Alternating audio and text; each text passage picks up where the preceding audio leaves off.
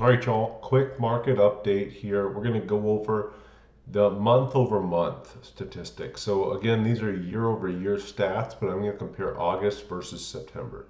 So in September, we closed out the month with a median sale price of $452,080. That's compared to $460,000 for August. I'm sorry. So again, August, end of the summer, school starting at the end of August.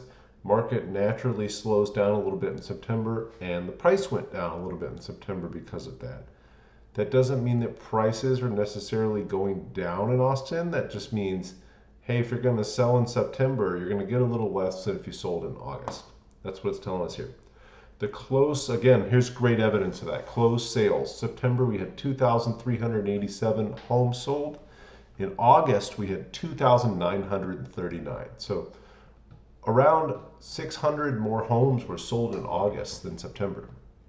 Great evidence of why, it's better to sell spring or summer than it is to sell in the fall or winter. So in Texas and in Austin, the spring season, the spring home buying season is going to start like around mid-February, early March, and it's going to get slow September, October. It's going to get even slower November, December.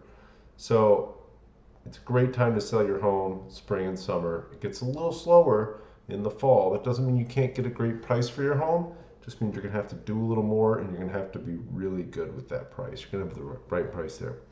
So new listings in August, we had just over 4,000 at 4,084. In September, we had 3,644. Again, less people want to sell because it's a slower time of year. But we had more active listings. We had 10,235 active in September.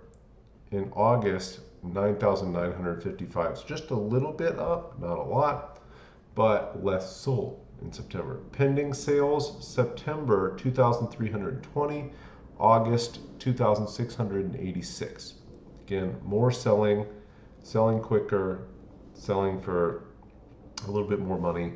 The average days on market in September were at 65 days versus 60 in August. So again, they're selling for a little higher, they're selling quicker.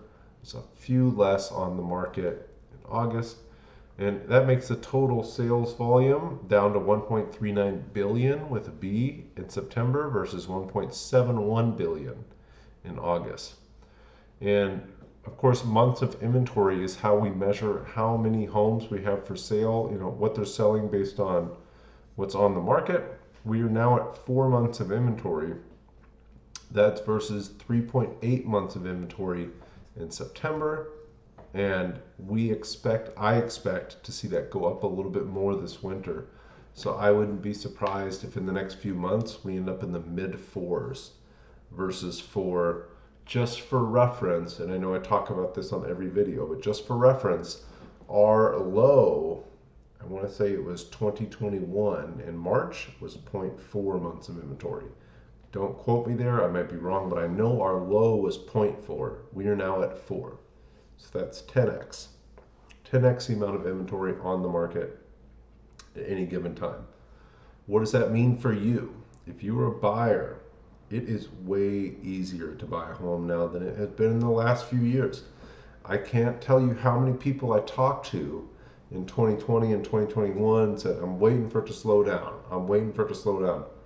It slowed down. It's a good time to buy right now. And everybody I tell that to says, well, the rates are so high. You're 100% right. The rates are double what they were a year and a half ago.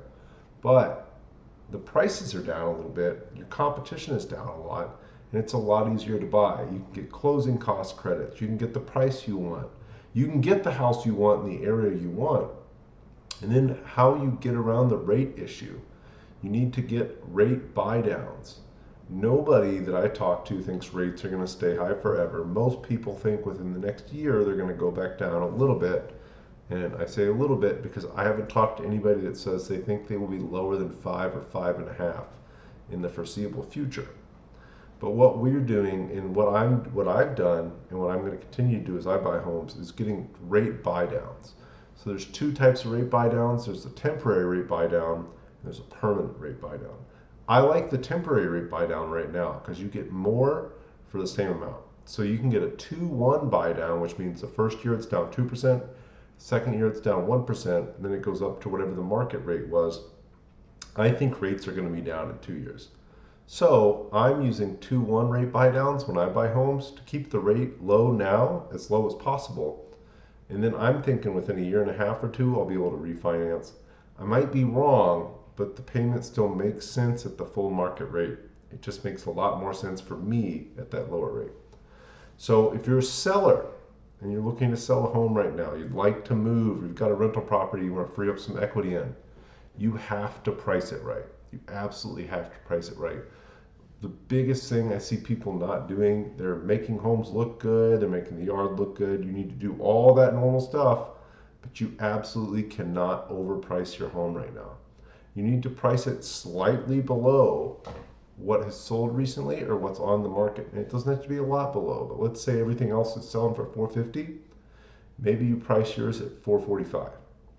And you make it look amazing. And you make it really easy to show.